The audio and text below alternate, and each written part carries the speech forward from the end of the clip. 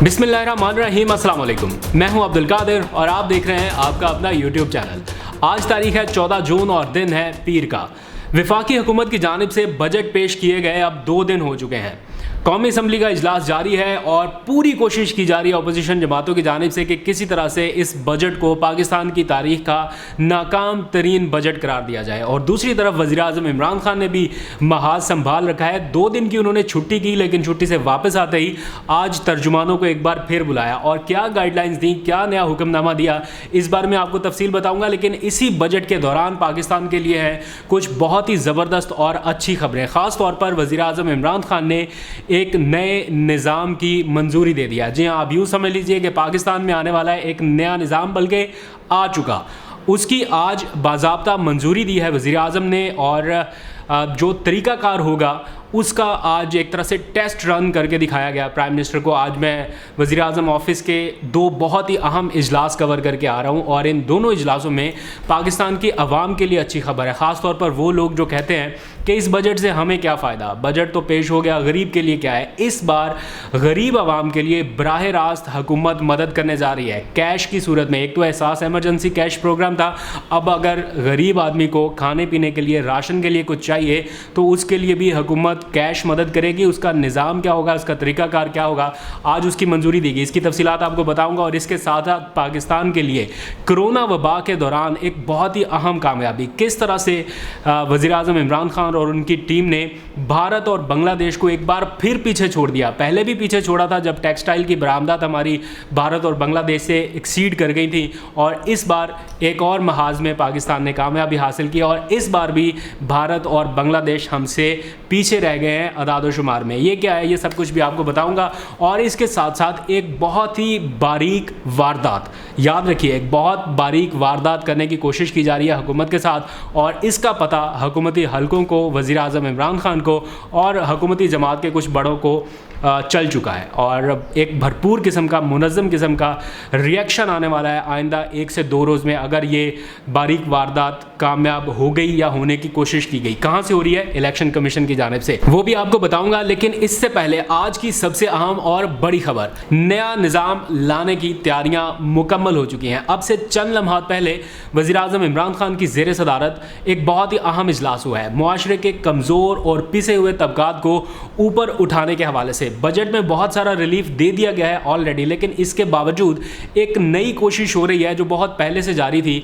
आज उसका डेमॉन्स्ट्रेशन दिया गया है वज़ीर आज़म को, और किस तरह से ये पाकिस्तान भर में इम्प्लीमेंट होगा, इसका तरीक़ाकार क्या होगा, उस हवाले से बताया गया है। प्रोग्राम है टारगेटेड सब्सिडी के हवाले से। ये नया निज़ाम है, यानी अब तक पाकिस्तान में जो सब्सिडी दी जाती रही है वो अमीर और गरीब दोनों को बराबर मिलती है। हुकूमत कहीं पे भी सब्सिडी दे तो अमीर भी उससे उतना ही फ़ायदा उठाता है, गरीब भी उससे उतना ही फ़ायदा उठाता है। जबकि सब्सिडी जो है वो खालिस्तन उस तबके के लिए होनी चाहिए जो कुव्वत ख़रीद नहीं रखता या जिसको असल मानों में ज़रूरत है। तो प्राइम मिनिस्टर बहुत अरसे से ये कोशिश कर रहे थे कि टारगेटेड सब्सिडी की तरफ जाया जाए।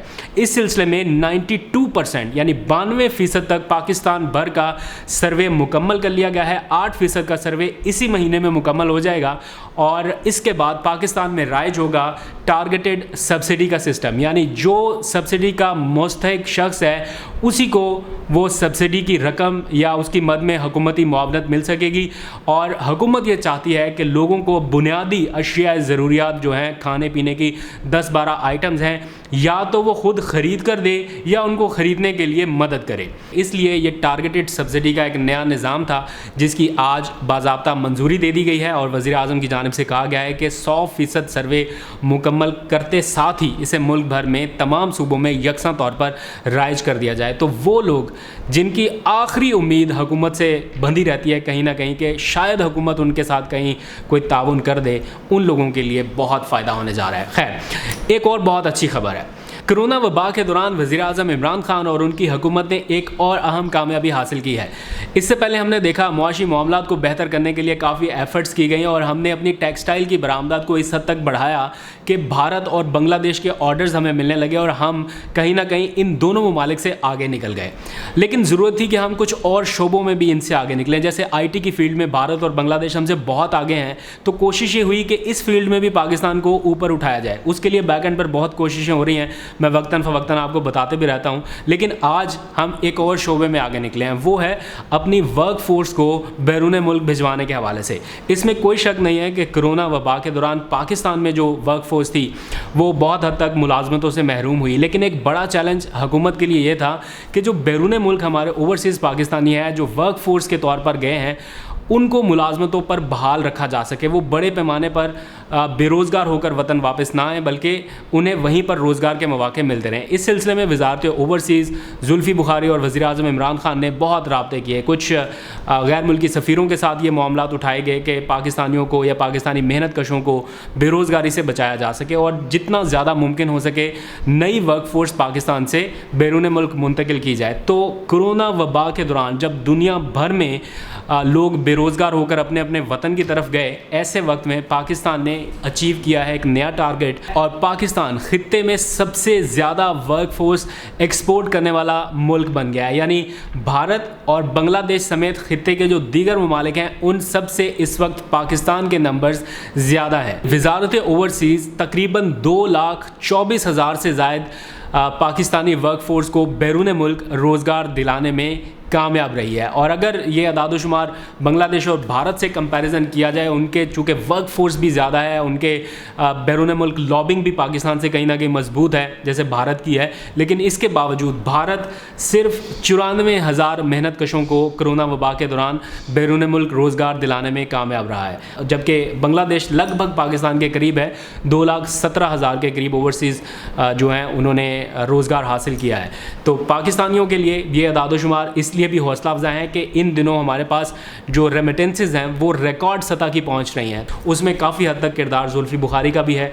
मैं ख़ुद इस चीज़ का ऐनी शाहिद भी हूँ कि वबा के दौरान खलीजी ममालिक के सफ़ीरों के साथ जिस तरह से राब्ते रखे गए और ये कोशिश की गई कि पाकिस्तानियों को ज़्यादा से ज़्यादा मौके मिल सके, उनमें हमारी जो अलाइड हेल्थ प्रोफेशनल्स की टीमें थीं वो भी रवाना की गई हैं और ये कहीं ना कहीं पाकिस्तान के लिए अचीवमेंट है। इतनी वर्क फोर्स अगर बैरून मुल्क है तो वहाँ से रिकॉर्ड तरसीलात पाकिस्तान पहुँच रही हैं और इसके बदले में पाकिस्तान ओवरसीज़ पाकिस्तानियों को वोटिंग राइट्स देने जा रहा है। इसके लिए कानून साजी अपने हतमी मरहले की जानिब बढ़ रही है, ऑल्दो के अभी रेजिस्टेंस हो रही है अपोजिशन जमातों की जानिब से, लेकिन हुकूमत कहीं ना कहीं कोशिश कर रही है कि कोई ऑर्डिनेंस लाया जाए या किसी भी तरीके से ये कानून साजी का अमल मुकम्मल किया जाए और ओवरसीज़ पाकिस्तानियों को वोटिंग राइट दिलाया जाए। वोटिंग से एक बात याद आई, एक बारीक वारदात करने की कोशिश हो रही है इस वक्त, ये बहुत ध्यान से सुनिएगा ये बात, ये पाकिस्तान के मुस्तकबिल के लिए भी बहुत अहम है। इलेक्शन कमीशन में एक बारीक वारदात हो रही है और इसका पता हुकूमती हलकों को भी चल चुका है। वारदात ये हो रही है कि कुछ दिनों पहले जब सेनेट के इंतखाबात हो रहे थे तो एक मशकूक करैक्टर को आपने देखा होगा जो शहबाज शरीफ साहब को उठ कर मिल रहे थे और वज़ीर-ए-आज़म साहब जब जा रहे थे उनको कोई इतनी ज़्यादा लिफ्ट नहीं कराई जा रही थी।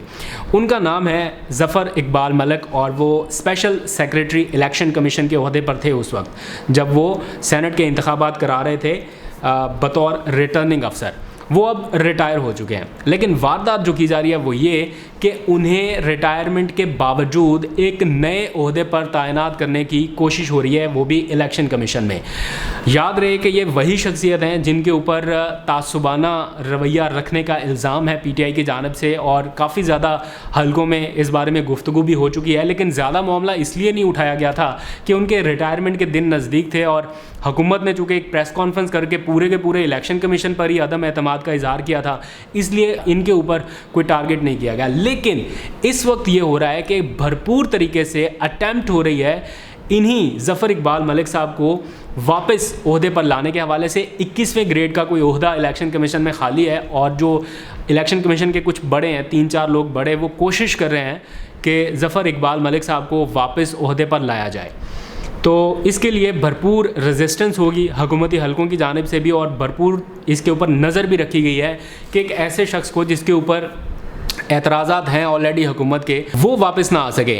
और ये कोशिश हो कहाँ से रही है? जो मेरे हुकूमती ज़राए हैं उन्होंने इस बात की तस्दीक की है कि ज़फ़र इकबाल मलिक साहब के एक दोस्त हैं जो इलेक्शन कमीशन में ऑलरेडी अपॉइंटेड हैं, मंजूर अख्तर मलिक साहब, गालिबन एडिशनल सेक्रेटरी एडमिन है, वो ये कोशिश कर रहे हैं कि ज़फ़र इकबाल मलिक साहब को वो किसी न किसी तरह वापस इलेक्शन कमीशन में तैनात कर दें। तो उसके लिए लॉबिंग हो रही है और एक भरपूर किस्म की अटैम्प्ट हो चुकी है उनको वापस तैनात करने के हवाले से, लेकिन वो अटैम्प्ट तकनीकी वजूहात की वजह से कामयाब नहीं हो सकी। लेकिन अब ज़राए ने बताया कि एक अटैम्प्ट और की जाएगी और अगर ये तैनाती अमल में लाई गई तो फिर इसके ऊपर एक सॉलिड किस्म का भरपूर रिएक्शन हुकूमती हलकों की जानिब से सामने आएगा। इस वक्त खामोशी से सिर्फ देखा जा रहा है कि इलेक्शन कमीशन आखिर कर क्या रहा है और करना क्या चाह रहा है। इदारे अहम होते हैं, इदारों में तैनात होने वाले शख्स नहीं।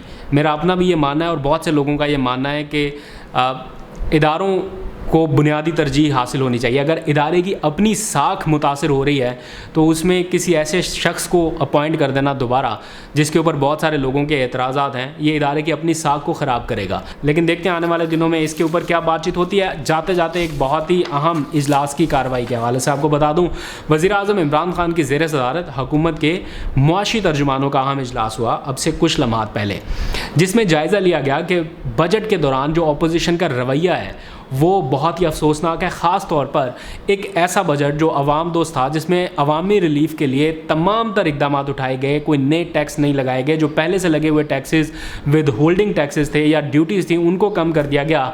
उस बजट पर भी तनकीद हो रही है और आवाम को कुछ अदाद-ओ-शुमार के ज़रिए गुमराह करने की कोशिश हो रही है। तो इस सारे मामले पर वज़ीर-ए-आज़म ने आज मुआशी तर्जुमानों को बुला रखा था और इन सब को कहा गया है कि इस बजट से मुतल्लिक जो तमाम हक़ाइक़ हैं और फैक्ट्स एंड फिगर्स हैं वो अवामी सतह पर आसान और सहल लफ्ज़ों में पहुंचाए जाएं, यानी कि बहुत ही कॉम्प्लिकेटेड जो टर्म्स हैं उनको आसान करके आवाम को बताया जाए। ये वैल्यू एडेड टैक्सेस क्या हैं, ये ड्यूटीज़ क्या हैं, कहाँ पर रियायत दी गई है, किस तरीके से आवाम को रिलीफ मिलने जा रहा है, ये सारी चीज़ें आवाम को बताई जाएँ आसान और सादा लफ्ज़ों में। और साथ ही वज़ीर-ए-आज़म ने यह भी हिदायत की है कि ऐसे लोग TV टॉक शोज़ में ना जाएँ जिनको बजट के ऊपर बहुत ज़्यादा ग्रिप नहीं है या जो टेक्निकल इस्तिलाहात को बहुत अच्छे से आवाम को बयान नहीं कर सकते। इसलिए बाइंडिंग कर दिया गया है कि बजट के हवाले से TV टॉक शोज़ में जो हुकूमत की नुमाइंदगी करेंगे वो वज़ारत इत्तलात से पहले मंजूरी लेंगे, यानी वज़ारत इत्तलात नामज़द करेगी उन हुकूमती तर्जुमानों को जो बजट के ऊपर जाकर अच्छे से ब्रीफ कर सकें।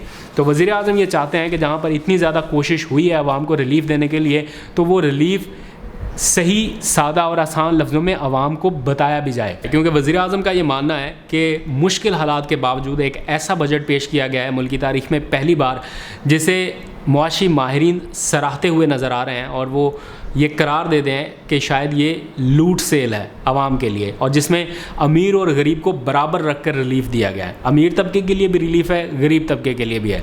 और मुझे ज़ाती तौर पर मैंने बजट के जो दस्तावेज़ात पढ़े हैं, मुझे ऐसा लगता नहीं है कि इस बजट में कोई ऐसी चीज़ है या कोई ऐसी बात है या कोई ऐसा नया टैक्स है जिससे आवाम को बहुत ज़्यादा परेशानी हो।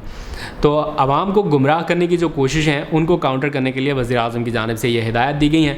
देखते हैं आइंदा आने वाले दिनों में इसके ऊपर किस हद तक अमल दरामद होता है। आपको TV टॉक शोज़ में वाज़ेह फ़र्क अब नज़र आने लगेगा। आज तक के लिए इतना ही। अपना बहुत सा ख्याल रखिएगा। खुदा हाफिज़।